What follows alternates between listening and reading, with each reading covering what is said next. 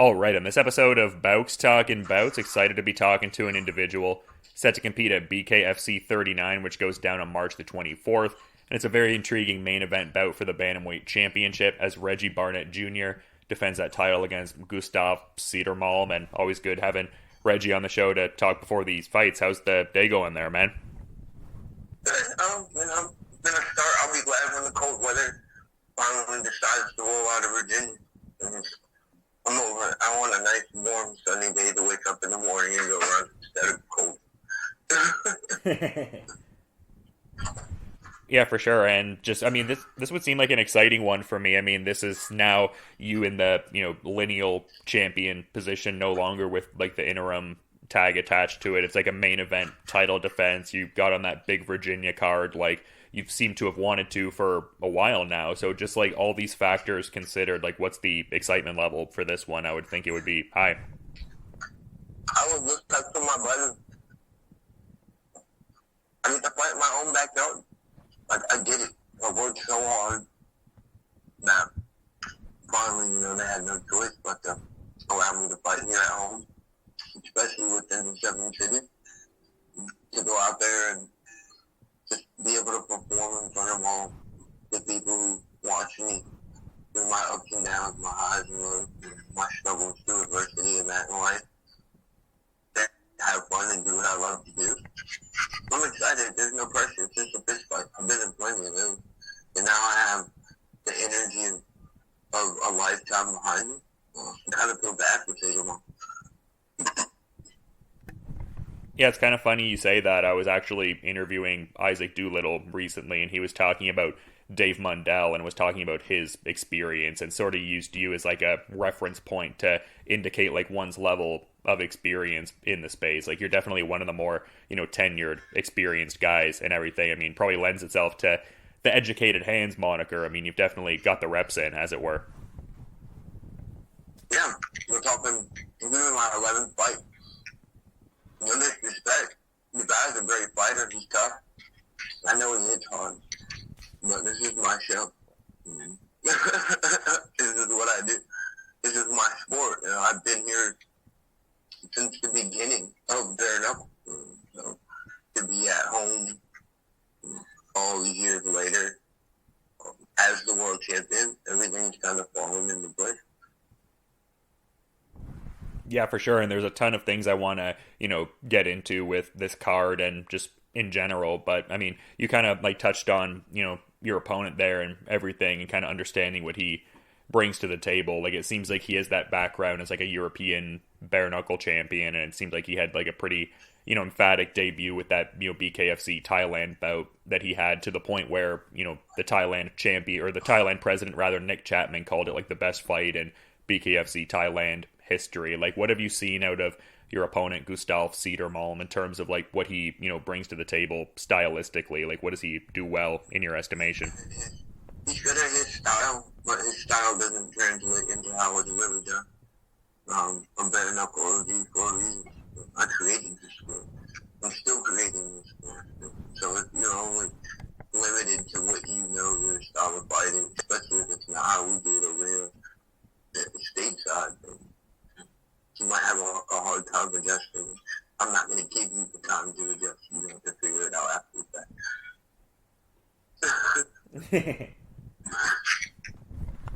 Yeah, and I mean, my mentality for this fight is Marvin Hagler style. You're not coming all the way across the country to my own backyard to take my fucking title from me. Excuse my language. This is not going to happen. You're going to have to fucking kill me to beat me. And so I hope he's ready for war. Like, my mentality is war. Everybody's like, oh, go out there and beat them up and be educated hands. And yeah, that's the goal. But I'm not ever looking for an easy fight. So I have trained myself mentally, physically, emotionally, and I would try to tap into the last part of spirituality for war. Like, I'm willing to die for it. It's been essentially my life's work for the last 5 to 6 years. So, ain't nothing sweet over here. Yeah, well, I mean, you've carved out such a legacy so far. I mean, like we've talked about like your depth of experience in bare knuckle, but just also it being like a legacy thing with like your dad being a big part of the journey and just, 7-5-7 boxing, like curating such a, great gym culture and stuff like that. So I understand that sentiment. I mean, this is literally like something you've put your whole life into. So yeah, I can understand where you're coming from. Him is just a shot at, a shot at a world title. This is my life's work. I'm going to give all for it. So, and I've been preparing myself, and I'm willing to give my all for it. And the people that know me, love me, and respect me already know how much it means to me. So they have been pushing me. And oh man, camp has sucked, but it's only 10 weeks of camp. But I feel confident in everything that I have been working on. Yeah, for sure. And just like we've talked about this now being like the like lineal, championship and stuff like that. Like, what were your thoughts when Johnny Bedford announced his retirement? Like, obviously you guys had a pair of classics together and everything like that. Like, and then that led to you being, upgraded from the interim to the lineal status there. Like, what were your thoughts on Johnny Bedford announcing his retirement? I was sad, but I was also vindicated in my belief that he would never come back after our second fight. I love Johnny to death. I will forever have the utmost respect for that man. The first time I met him at BKFC 1, I didn't even know who the fuck he was. Well, excuse me, I don't want to be personal. I didn't even know who he was, but I knew I was going to fight him one day. I knew it. I did. Somebody had to tell me that he was a UFC fighter and, his background. And to have those two wars with him, which I think, honestly, he won the first fight. And I know he did. I don't know that he but I also know that I damaged him so bad that it was a risk at all for him to even come back and compete. Plain and simple. Yeah, I mean, it's an interesting landscape in a lot of different ways, too. I mean, not that he's necessarily back in the weight category, but like Dat Nguyen being back and returning and stuff like that. Is that something you have at least a peripheral awareness of, or is that not even on your radar? Because I know you guys were supposed to fight like years back, but maybe not something you're paying attention to right now, even in a peripheral way as much. I don't care what Dat Nguyen does with himself. I know. I proved that I'm a better man than him, having to put my hands on him when I'm cool with it. I'm going to move forward in my life, not that. Yeah, and to the point of moving forward, like you kind of touched on the camp and everything, and I saw you had the post talking about how it's like the toughest 10-week camp and how like you really craft your camps and it's inspired by just a combination of like the imagination you have, but just a real like gluttony and, like in the sense of like perfection through pain, like that kind of context. Like, what about this camp is making it the toughest? Like, obviously, like all the aforementioned factors of like being a champion, wanting to defend in your backyard, is all of that kind of playing into this being the toughest one? That and just we say combat and life mastery, and achieving those two things in cohesion with each other forces me to evolve with it.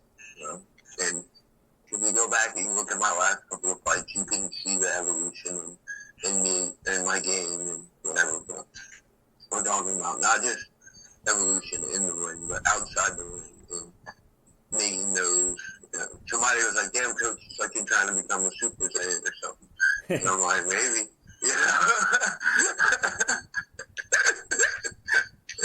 So, I mean, that was like the best reference we could have for that. So, I was like, if that's what it is, I look at it as just combat and life mastery coming together to, force me to evolve again.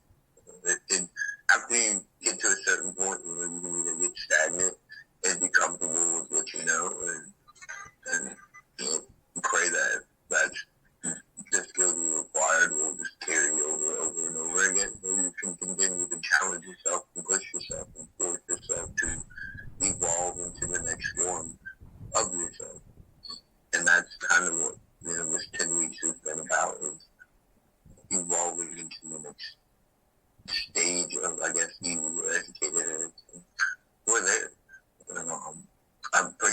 had my breakthroughs.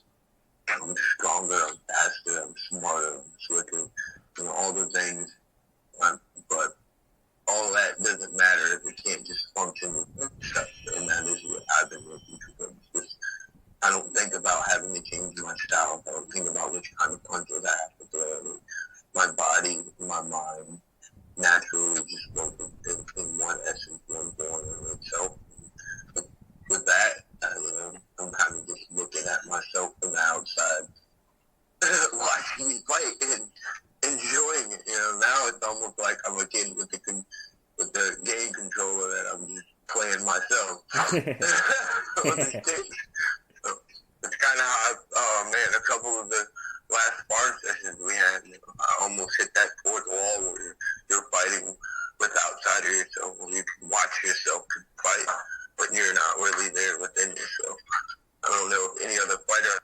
I appreciate the depth of insight into like where you feel like you're at now, like almost like an out of body experience, and you've always individually been great with like the physical and mental applications for this sport, but it seems like you surround yourself with great people as well. Like, I mean, Chase Walden, and I mean, Britton Hart, even someone who's readying to fight on this BKFC Norfolk event too.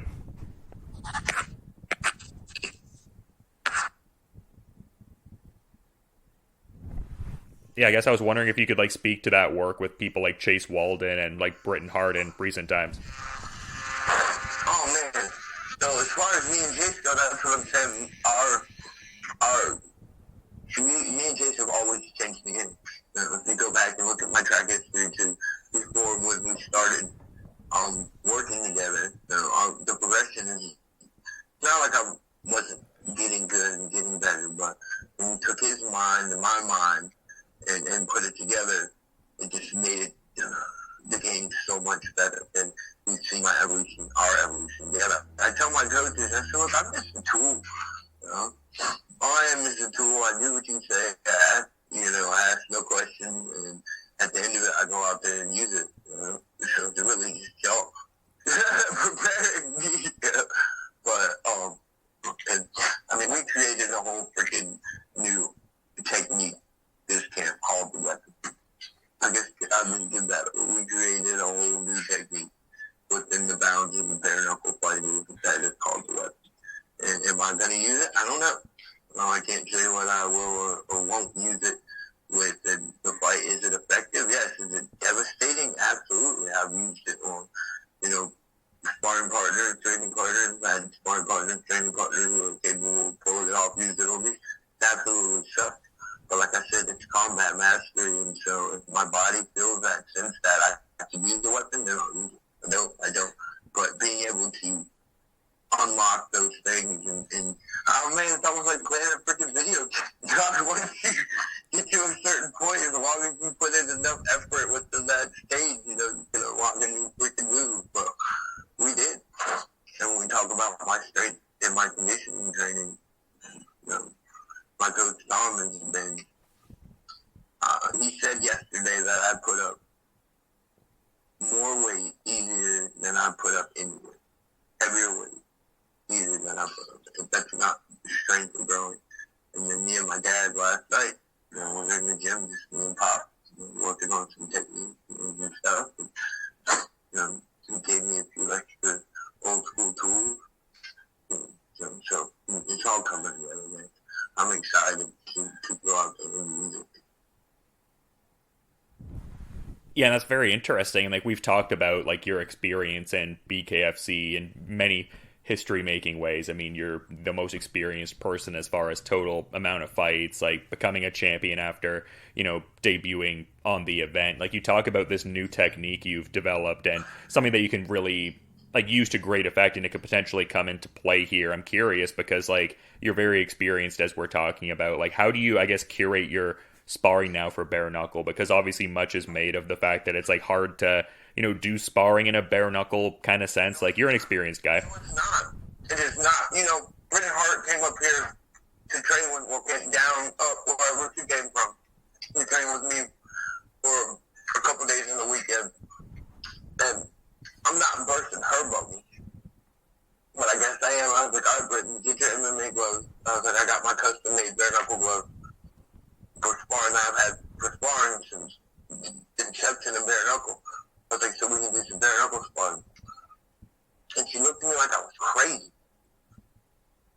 said, Brittany, wait, you never bare knuckle sparred before? And she was like, no, I was like, wait, this whole time, you've never bare knuckle sparred? And she was like, no, we've never done that before. And I looked at my little training partner, Trevor, who's been with me since bare knuckle one, and I said, Trevor, how long have we been bare knuckle sparring? He said, since day one. He's like, but we had to change a few things up because me and Brandon both left the gym with matching black eyes one time.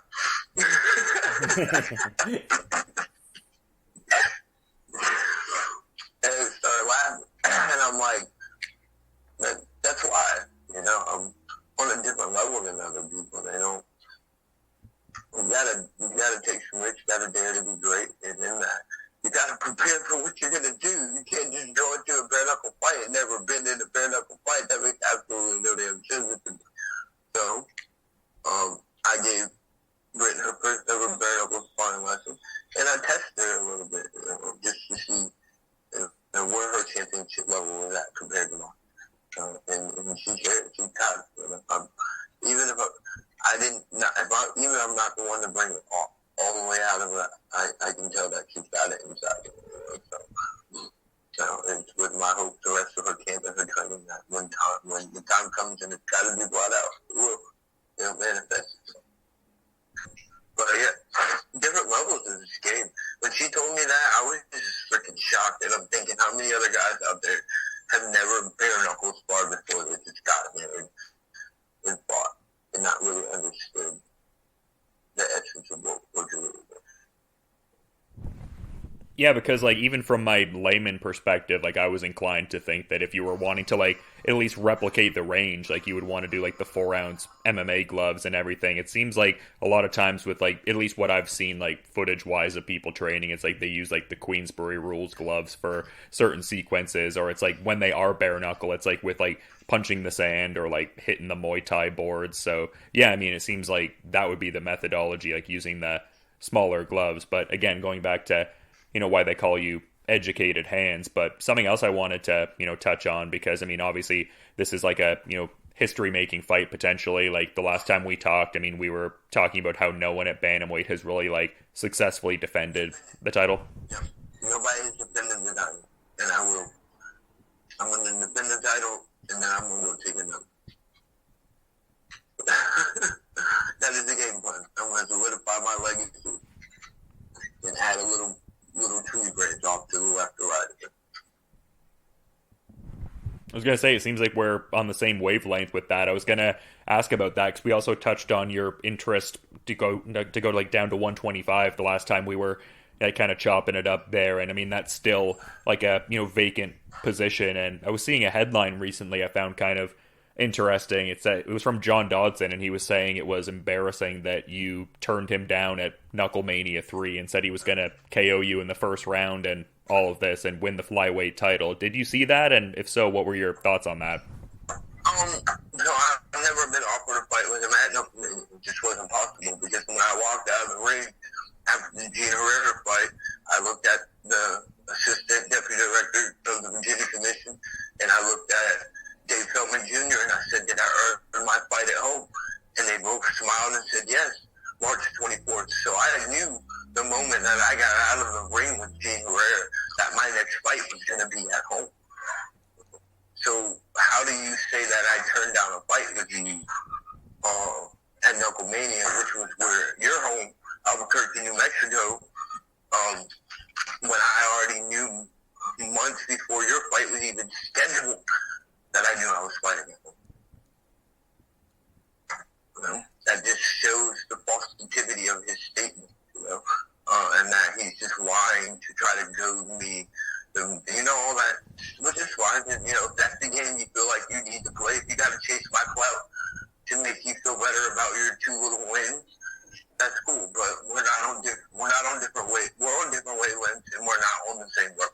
My level is way higher. I don't care whether you fought in the UFC or not. This is the BKFC, and I'm top dog. So that's interesting. You don't necessarily, from what you're saying, seem very impressed by what he's done so far in BKFC. But that being said, do you still see that inaugural flyweight title fight being, yourself versus him? Like, could that be, I mean, not overlooking this fight, but could that be the next fight after this? I don't know, man. Whatever path is laid before me, I'm going to walk it to the best of my ability. That's it. And if he's really that, I can just say if he's really that, you can't even think of the word. If he really wants to get punched in the mouth funny that bad, then sometime before I'm done with this, I will gladly come down to 125 and punch him in his mouth for life. And I mean, you're already number 3 pound for pound, but I think winning another title in a different category could even, greater serve that. I mean, like, as we're talking, like, your legacy already secured, but like you're talking about kind of like even adding more to it. So I feel like that could really serve both of those masters as well. I told Luis Palomino I love him, I respect him. Man, that is a great man. But I also told him that I was coming for his number 1 spot, number 1 pound for pound.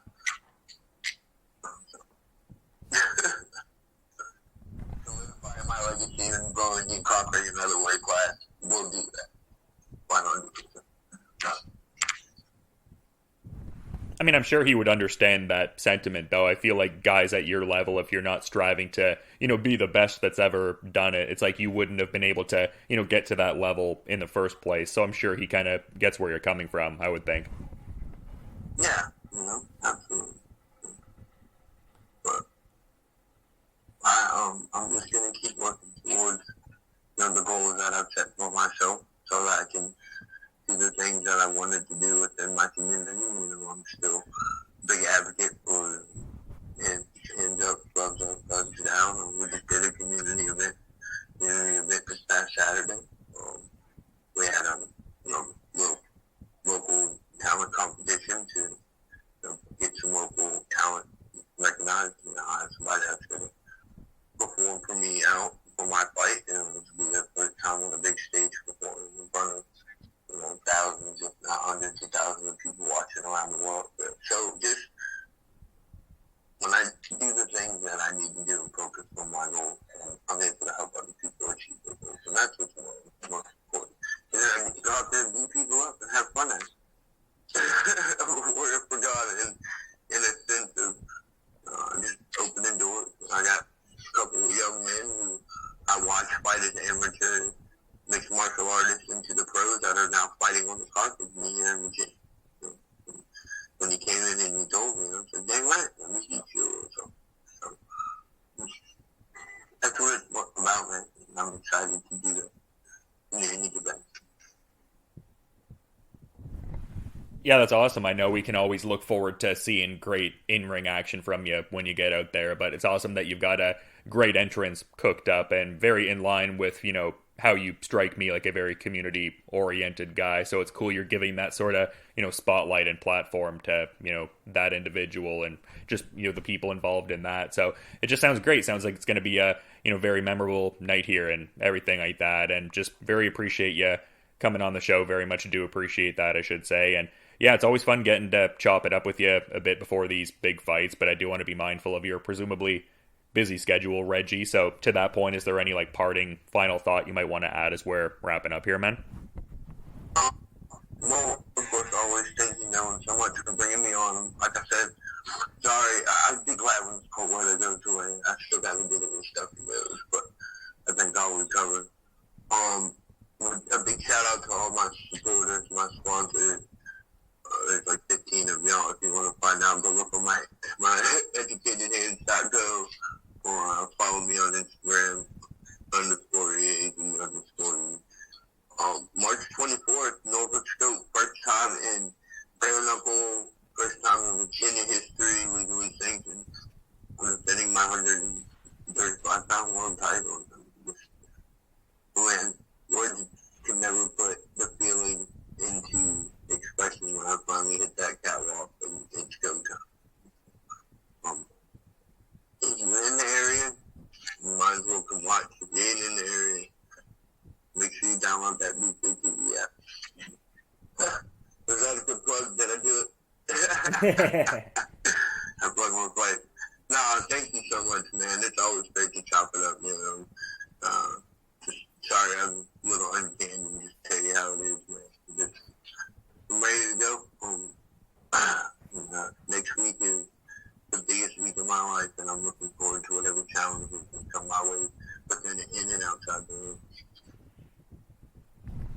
Yeah, it's a mutual thing, man. It's always great getting to, chat with you and stuff like that. And I mean, just a great, grassroots story like we've been talking about, like debuting on the first event and just where you're at now in the hometown ready to defend the title. So very excited to see that when it goes down on March 24th. But until then, you enjoy the rest of your day there, man.